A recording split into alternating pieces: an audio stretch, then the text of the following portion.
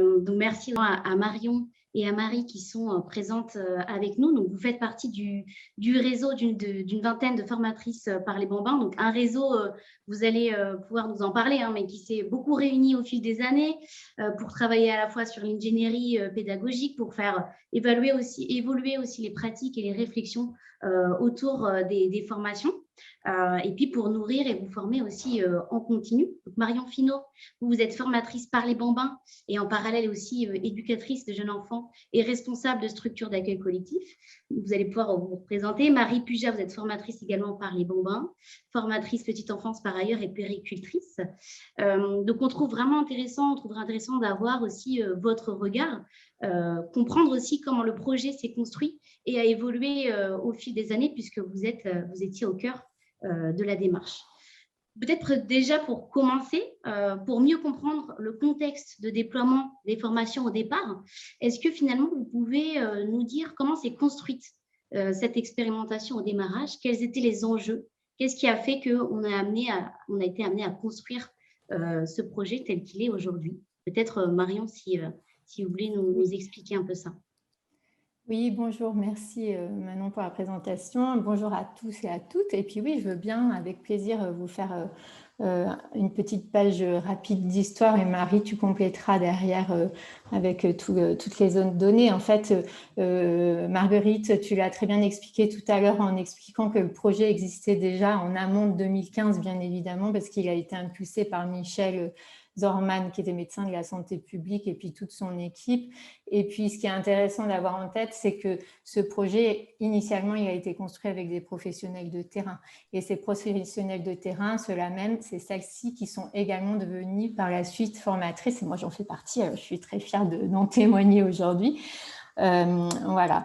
Et en fait, en 2015, au démarrage de la recherche, c'est posé à nous, formatrices, voilà, en devenir encore, la nécessité de repenser notre formation qu'on avait pu du coup donner de manière assez intimiste et locale pour qu'elle puisse devenir cette formation-là déployable, comme vous l'avez expliqué, à grande échelle, adaptable à plein de modes d'accueil petite enfance différentes.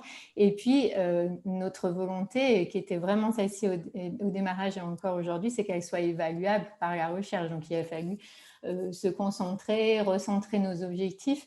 Et là, pour le coup, ça a été le démarrage de notre travail de partenariat et de collaboration avec vous, l'ANSA. Et quelle richesse c'est encore aujourd'hui que de pouvoir travailler ensemble parce que vous nous avez vraiment du coup amené la possibilité de structurer quelque chose que nous-mêmes, avec nos compétences, on n'était pas en capacité de le faire. Vous nous avez amené une expertise que nous n'avions pas. Nous avons l'expertise du terrain, de la petite enfance, des professionnels, de la relation aux familles, mais pas cette expertise-là de monter un projet, de le faire cheminer, de lui faire prendre une telle ampleur. Donc déjà, merci beaucoup pour ça. Et quelque part, ce démarrage avec vous, ça a été aussi le démarrage de notre réseau de formatrices. Et ce réseau-là, à quel point il est précieux encore, en tout cas pour moi et puis pour toutes les formatrices, je pourrais en témoigner, parce que ça a été, il faut vous imaginer, du coup, pour nous, ça a été des grandes rencontres, nombreuses autour de la table. On avait toutes des idées, des expériences différentes et on avait envie d'amener chacune notre pierre à l'édifice et c'était des fois des pierres qui avaient du mal à s'imbriquer et pour autant on y est arrivé par les discussions en acceptant la différence des points de vue des unes et des autres et en s'enrichissant des qualités et des compétences parce qu'on a toutes développé aussi du coup des spécificités dans nos accompagnements.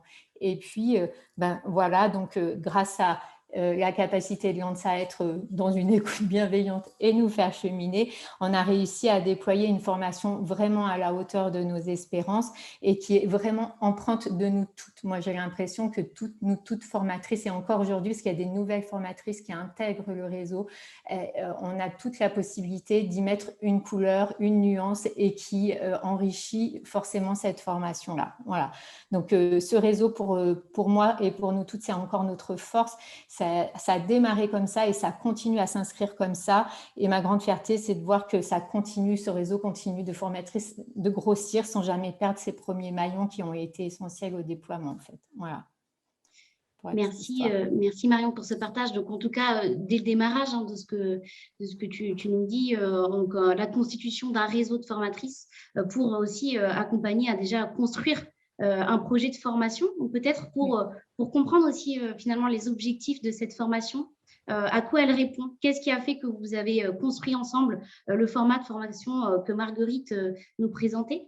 Est-ce que Marie, vous pouvez nous dire finalement pour vous en tant que formatrice petite enfance, quel intérêt vous voyez dans la formation d'équipe de crèche à part les bambins? Alors, l'intérêt, il est très lié à ce que disait Michel Le Passeur tout à l'heure, c'est que, en fait, plus les recherches avancent sur le développement du jeune enfant, plus nous découvrons et nous nous rendons compte que la petite enfance est une période extrêmement sensible pour les leviers de lutte contre les inégalités, et que, du coup, les acteurs de la petite enfance se doivent de plus en plus d'être des professionnels pour pouvoir nourrir cette période sensible de la manière la plus ajustée, parce que cette période sensible, elle est très en lien, en fait, elle se nourrit de la relation aux adultes et de la qualité des interactions qui lui sont données, et que du coup, pour moi, l'intérêt vraiment du parler bambin, c'est la professionnalisation des acteurs de la petite enfance, comme premier acteur de lutte contre les inégalités, et que le gouvernement actuel, d'ailleurs, a saisi, enfin, et les précédents ont saisi cet enjeu avec, là, aujourd'hui, le déploiement d'un chantier ambition de la formation des 600 000 professionnels, et que c'est vraiment les acteurs de la petite enfance ont cette mission-là. Et pour moi, c'est vraiment ça l'intérêt du parler bambin. Merci Marie. Et donc pour répondre finalement à ces objectifs-là, comment a été imaginée cette formation? Comment elle s'est construite? Donc que ce soit en termes de peut-être des volets, du format aussi de formation proposé, parce qu'il est quand même un petit peu particulier. Est-ce que vous pouvez nous expliquer un peu le cheminement? Bien sûr. Alors, la construction, elle a été pensée avec cet enjeu-là, la professionnalisation de personnes qui sont des professionnels de terrain. Donc, en fait, il y a déjà un choix pédagogique qui a été fait d'apporter à la fois les pourquoi aux professionnels, donc de la connaissance.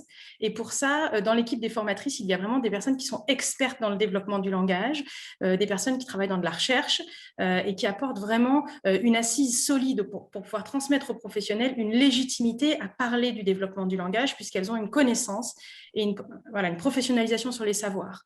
Et puis, un autre volet qui a été l'apport de mise en pratique. D'accord, pourquoi on le fait, c'est pour ça. Et puis, comment on fait, en fait, pour accompagner le développement de l'enfant. Et pour ça, du coup, autre frange des formatrices, c'est les professionnels fil rouge ou de terrain qui, elles, par contre, dont je faisais partie, nous avons eu l'expertise terrain pour la mise en application de concepts et de postures clés qui sont des postures qui vont favoriser les interactions avec les enfants, avec bien sûr un impact sur le développement langagier, mais tout un tas d'autres impacts qui sont des corollaires du développement de l'enfant à cet endroit-là. Donc voilà, déjà la complémentarité entre théorie et pratique. Autre chose que nous avons pensé pour la construction, c'est le format de la formation, qui est un format de formation action, formation projet. Donc c'est une formation qui s'inscrit dans le temps, avec plusieurs modules, un accompagnement de la formatrice référente pour vraiment, parce qu'il y a beaucoup de savoir-faire et de savoir-être en relation avec les enfants pour développer le langage. Et ça s'inscrit vraiment dans quelque chose qui est de l'ordre de la transmission progressive. La mise en place d'un référent de projet que nous avons accompagné également par des modules spécifiques et par les journées réseau par la suite. Donc vraiment, ce modèle de formation-action qui s'inscrit dans la durée, en tout cas, avait vraiment pour objectif de pouvoir accompagner les changements de pratique des professionnels qui sont, on le sait, la clé de la lutte contre les inégalités. Merci Marie. Donc, en tout cas, dans ce que vous nous dites, Marie, un contexte expérimental avec un cahier des charges assez singulier, puisqu'il s'inscrit dans ce travail de recherche, un travail aussi collaboratif, donc qui peut aussi être complexe pour monter ce type de projet, et un format de formation finalement voilà, qui regroupe aussi un apport à la fois théorique et pratique, avec une démarche de formation-action en plusieurs modules. Finalement, vous, formatrice, qu'est-ce que vous en tirez finalement de votre participation à ce projet expérimental? Alors, J'en retire la complexité de rendre quelque chose d'à la fois homogène et adaptable, parce que le fait que ce dispositif soit évalué de manière scientifique nous a contraints à une certaine homogénéité. Et en même temps, c'était extrêmement intéressant parce que l'homogénéité, c'était aussi une façon de garantir que les 94 crèches que vous avez accompagnées, les autres protagonistes allaient avoir quelque chose de la même qualité. Et en fait, moi, ce que je retiens, c'est que ce qui a permis cette homogénéité et cette adaptabilité, c'est la polyvalence des profils des intervenants et des réseaux, à la fois avec des experts en connaissances, des experts en terrain, des experts en coordination, et que du coup, la polyvalence de ces profils dont nous nous sommes enrichis les uns les autres, parce qu'il y a eu beaucoup de temps de coordination, beaucoup de temps d'accompagnement et de réflexion commune, permet que par le biais du langage, en fait, et par le biais du parler bambin, nous avons accompagné les équipes sur tout un tas de dimensions qui se croisent, en fait, avec le développement du langage dans la petite enfance. Donc ça, c'est vraiment la richesse que j'ai retirée et que je pense que l'ensemble du réseau de formatrices a retiré. Une autre des choses que j'ai trouvées extrêmement pertinente, c'est le travail continu qui a été fait à la qualité des formatrices, notamment avec la mise en place de supervision. Nous sommes supervisés, nous sommes accompagnés en réunion de réseau au moins 2 ou 3 fois par an, et qu'en fait, finalement, ce n'est pas tant un processus pédagogique et un déroulé pédagogique standardisé qui a permis l'homogénéité, mais le partage régulier des points de vue et le requestionnement régulier et commun des situations complexes et des situations de terrain qui nous a fait être homogène en fait dans les formatrices, et qui permet aussi, parce qu'il a été dupliqué dans le réseau pour les personnes ressources et pour les structures accompagnées, d'avoir une certaine homogénéité pour les gens qui appartiennent à ce dispositif-là. Merci, merci beaucoup Marie. Est-ce qu'il y a peut-être un mot de la fin, quelque chose que vous voulez ajouter? Alors, si je peux me permettre, puis maintenant tu vas nous aider pour ça. En fait, Marie et moi, on est là, on parle au nom de toutes les formatrices et on est une belle équipe. Et en fait, on souhaitait adresser à chacune des professionnels petite enfance qui se trouvent derrière leur écran aujourd'hui, un petit hommage. On aurait été en présentiel, je peux vous dire qu'on vous aurait fait une espèce de hola majestueuse. Là, ce n'est pas le cas. Alors du coup, on vous a construit avec nos mots une petite carte postale comme ça pour vous témoigner toute l'admiration qu'on a eue pour vous et la gratitude qu'on a à vous porter, de nous avoir ouvert vos portes et d'avoir, avec autant d'enthousiasme et en tout cas avec beaucoup d'énergie, contribué à faire battre le cœur du projet Parler Bambin. Et si je peux terminer aussi, j'aimerais bien terminer avec une petite phrase que Michel donnait tout le temps à la fin de ses interventions, Michel Zorman. Et cette phrase, c'est « Nous n'avons pas l'obligation de réussir, mais nous avons le devoir d'essayer ». Et je pense que ça va très bien avec ce que nous faisons, nous toutes. Voilà. Alors, merci à toutes. Merci beaucoup Marion, Marie, d'avoir accepté de témoigner, de nous partager aussi vos retours, le fruit de plusieurs années intenses de travail. Donc, comme vous l'avez dit, c'est un travail de collaboration avec l'ANSA, avec aussi l'équipe de formatrices, mais c'est aussi avec évidemment les acteurs et actrices de terrain, puisque tout au long de l'expérimentation, il a fallu aussi faire un travail de récolte des besoins, de suivi des retours terrain, de voir comment les choses sont mises en œuvre aussi pour voir finalement qu'est-ce qui fonctionnait bien ou moins bien. Évidemment, on l'a dit au début, on est dans un cadre spécifique qui fait qu'il y a effectivement dans le cadre aussi de la démarche de recherche, du protocole de recherche et puis de cette expérimentation, des choses qui sont parfois plus complexes à mettre en place sur le terrain. Donc, c'était important aussi, nous, de pouvoir avoir le retour des équipes de façon très régulière. Donc, peut-être avant de laisser place à une pause et puis aux résultats ensuite de la recherche, on propose d'entendre aussi, de donner la parole à la municipalité d'Angers, dont 4 structures ont été formées à Parler Bambin durant l'expérimentation. Donc, finalement, Virginie Bazin, est-ce que vous êtes bien avec nous? Je vérifie. Oui, vous m'entendez? Oui, merci, merci Virginie. Je vais arrêter ce partage d'écran pour qu'on puisse vous voir. Donc Virginie, vous êtes en charge finalement de coordonner le projet Parler Bambins au niveau de la municipalité, mais vous êtes aussi anciennement directrice d'une des structures formées au projet Parler Bambins et vous avez fait partie aussi d'une des sessions de formation. Peut-être déjà pour comprendre aussi les enjeux pour municipalité qui prend part à une telle expérimentation. Est-ce que vous pouvez nous dire finalement pourquoi vous étiez lancé dans cette expérimentation au démarrage? Alors, bonjour à tous et à toutes. En effet, le projet Parler Bambins pour la ville d'Angers et les structures petite enfance de la ville d'Angers est venu compléter une action de formation qui était déjà engagée depuis quelques années au sein de la direction éducation en France.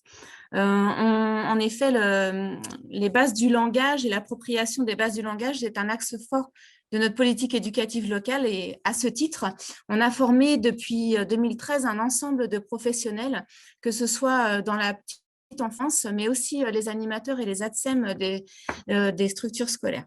Donc, c'est dans cette logique de qualification des professionnels, mais aussi de lutte contre les inégalités sociales et la volonté forte de s'inscrire aux côtés des parents, que Madame Fell, notre adjointe chargée de l'éducation de l'enfance et de la famille, a souhaité que la ville d'Angers puisse s'inscrire dans ce projet de recherche-action. Projet que j'ai pu suivre depuis le début, en effet, en assurant la gestion de la première structure formée au sein de la ville d'Angers. Merci Virginie. Donc aujourd'hui, au niveau de la ville d'Angers, vous avez 4 structures qui ont été formées. Certaines étaient déjà formées depuis, donc là, ça fait plusieurs années déjà. Est-ce que vous avez envie de partager finalement avec les autres participants finalement les effets que vous avez pu percevoir de cette formation sur le territoire? Oui, alors en effet, on avance chacun à un rythme un petit peu différent. Moi, ce que j'ai pu observer, c'est un intérêt fort pour les professionnels de la petite enfance d'en apprendre davantage et de se qualifier dans ce qui pouvait soutenir l'enfant dans son développement. Le fait de former l'ensemble des équipes aussi, et la direction dans le même temps que l'ensemble de l'équipe. C'était un vrai atout. On est tous partis du même pied d'égalité et en même temps dans cette aventure. Donc ça, moi, j'ai trouvé que c'était très performant.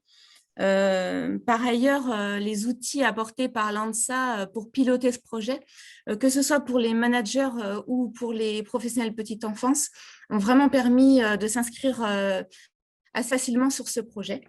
On a vu très vite des professionnels aussi, finalement, entre elles s'interpeller sur les différentes postures professionnelles et évoluer ensemble sur un rythme qui était, moi j'ai trouvé respectueux des uns et des autres, du rythme de chacun, sur une année entière avec ces 4 journées de formation qui s'étalaient dans le temps et qui permettaient voilà, le respect du rythme individuel de chacun. On a pu aussi développer nos propres outils, je pense aux outils de transmission aux familles, tant dans la forme que dans la façon d'échanger avec les parents sur les questions du langage. Voilà. Les professionnels petite enfance ont fait évoluer leur posture petit à petit. Aujourd'hui, il y en a un certain nombre qui sont beaucoup plus évidentes et qui coulent de source. Évidemment, il y avait des postures qu'on avait déjà intégrées, mais en même temps, l'avantage de pouvoir tous, dans le même temps, se former à ces différentes postures, c'était pour moi l'atout et l'enjeu majeur de ce projet. Voilà, c'est peut-être une petite anecdote, c'est quand on voit arriver des nouvelles professionnelles ou des remplaçantes, on peut les entendre dire que dans ces structures, on ne s'adresse pas de la même façon aux enfants. Et puis s'y inscrire assez facilement finalement. Merci Virginie. Donc, au niveau des équipes, en tout cas, c'est intéressant d'avoir ces retours-là. Est-ce que vous avez aussi constaté des changements ou des évolutions ou en tout cas des effets positifs dans l'accompagnement proposé aux enfants et aux familles aussi également?